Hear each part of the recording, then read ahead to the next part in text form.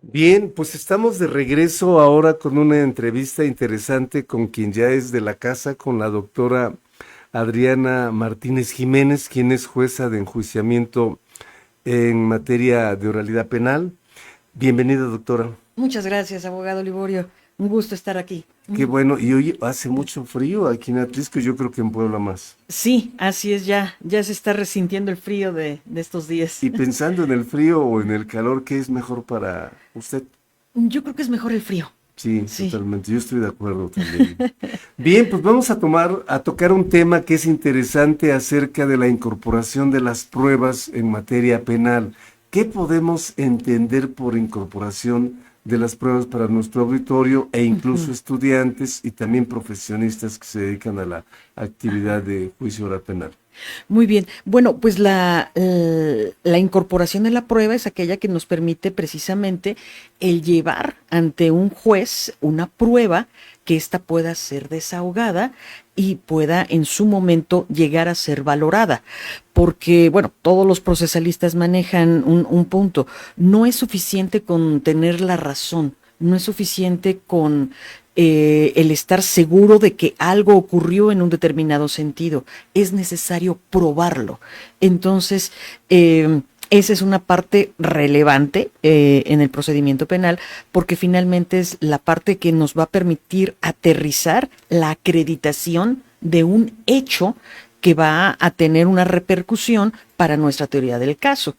Al momento de llegar a juicio y aún desde el conocimiento que se tenga de un asunto, las partes, es decir, Ministerio Público, en su caso asesoría jurídica y defensa, deben de tener una postura. Es decir, ante un asunto, ¿cuál es mi versión? ¿Cuál va a ser mi estrategia para poder acreditar un elemento que beneficie a lo que represento? Es decir, si se trata de la defensa, bueno, ¿cuál es la manera de poder probar que no se cometió el hecho delictivo o que en su caso no se pueda acreditar la responsabilidad penal de la persona a la que se está defendiendo?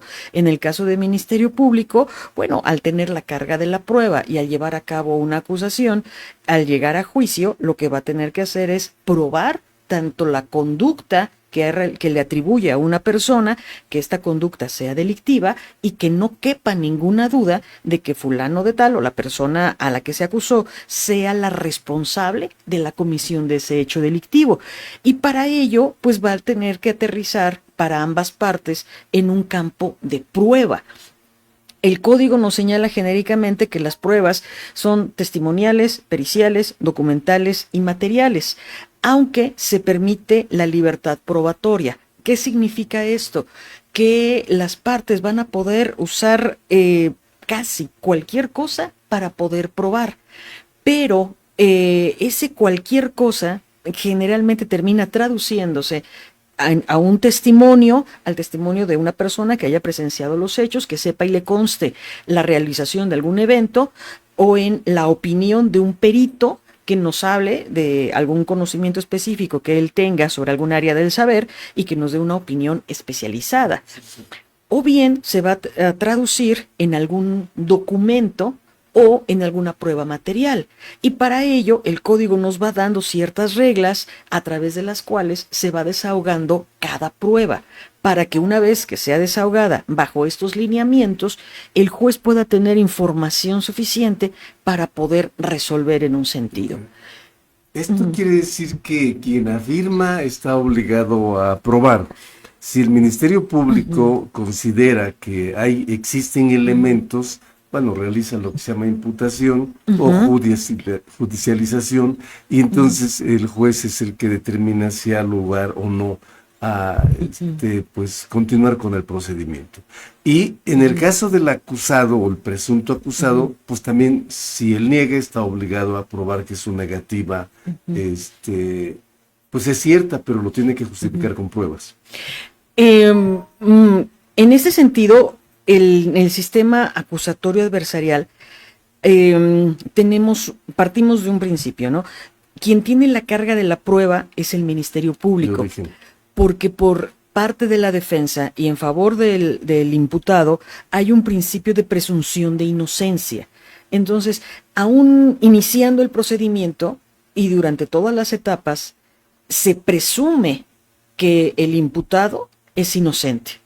Entonces, el que tiene que probar en su caso que no es así es el Ministerio Público. Al inicio del procedimiento, en la investigación inicial, es decir, a partir de que se recibe la denuncia, Ministerio Público tiene la obligación de investigar. Es de hecho, constitucionalmente, quien dirige la investigación. Sí, Entonces, ordena la realización de actos de investigación, que para eso se vale precisamente de la actividad de los agentes estatales de investigación y de los peritos. Les ordena hacer inspecciones al lugar de los hechos, en su caso al lugar de la detención, aunque a veces lo confunden estos términos.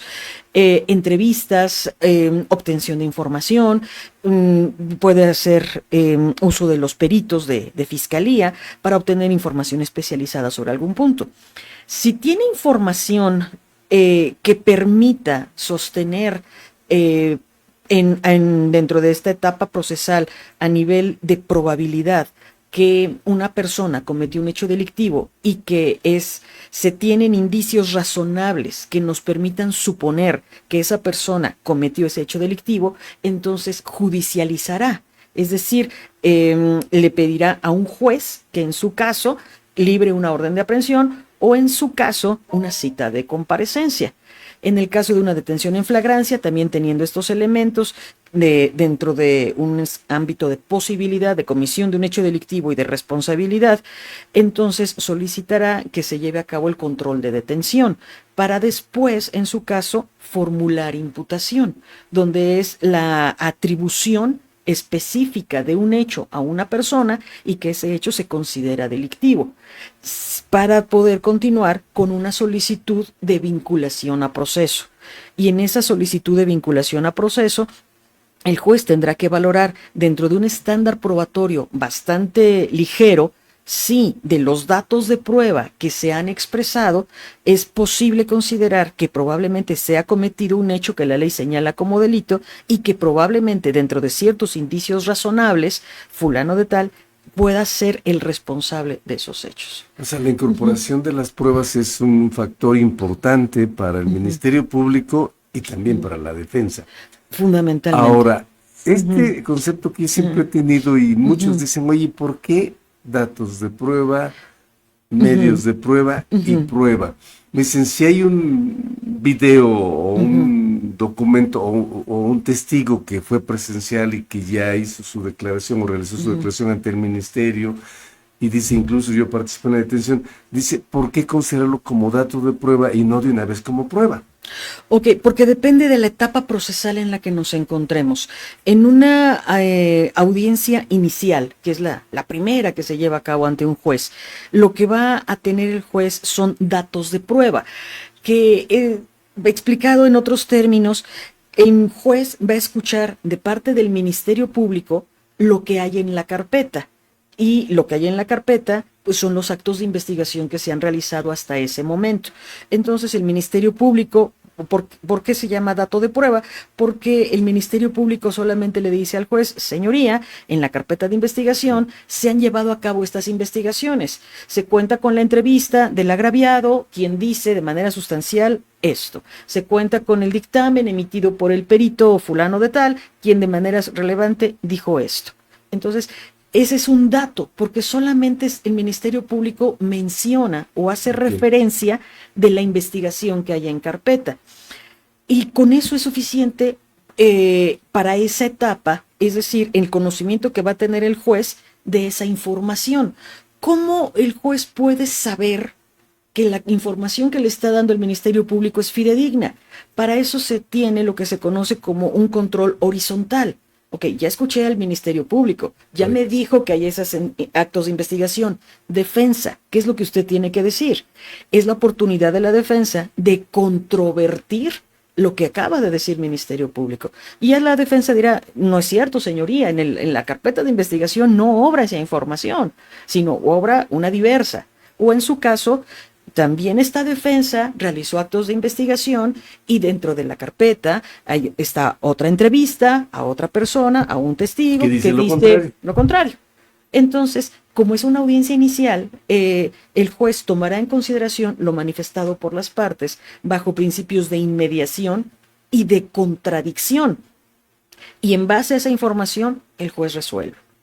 Cuando llegamos a otra etapa procesal que se le conoce como una etapa intermedia, lo que se hace es ofrecer medios de prueba. El medio de prueba, pues como su nombre lo indica, es el medio a través del cual se probará algo y que se traduce en el ofrecimiento de un órgano de prueba. El órgano de prueba es la persona, es decir, ofrezco el testimonio a cargo de Juan Pérez, el testimonio del perito Alejandro Álvarez, quienes hablarán de tales puntos. Entonces, en la audiencia intermedia lo que va a hacerse es el debate, entre muchas otras cosas, pero se va a debatir sobre la admisión o la exclusión de las pruebas que deberán de ser desahogadas en juicio. Pero en esta etapa se le conocen como medios de prueba. Cuando llegamos a juicio, lo que tendremos que desahogar es una prueba. ¿Por qué hasta juicio se desahoga la prueba y no en las audiencias previas? ¿Por qué? Pues porque, como su nombre lo indica, es una audiencia inicial, una audiencia intermedia, hasta llegar a la audiencia de juicio. Una depuración. Exactamente. Y en la prueba sí tenemos que escuchar de viva voz, de manera directa, el testimonio de Pedro Pérez al perito Juan López, a diferencia del dato de prueba, donde solamente el Ministerio Público me dijo que Juan Pérez había dicho alguna información. En juicio, el juez escucha de manera directa a ese órgano de prueba. Entonces, y obviamente también, nuevamente, inmediación y contradicción. El oferente lo interroga y la contraparte lo va a contrainterrogar para poder equilibrar esa seguridad en la información, para que el juez sepa, ok, el testigo me dio una información que puede ser que no sea controvertida por la defensa. Si no es controvertida por la defensa, entonces yo le voy a dar mayor credibilidad a ese testimonio.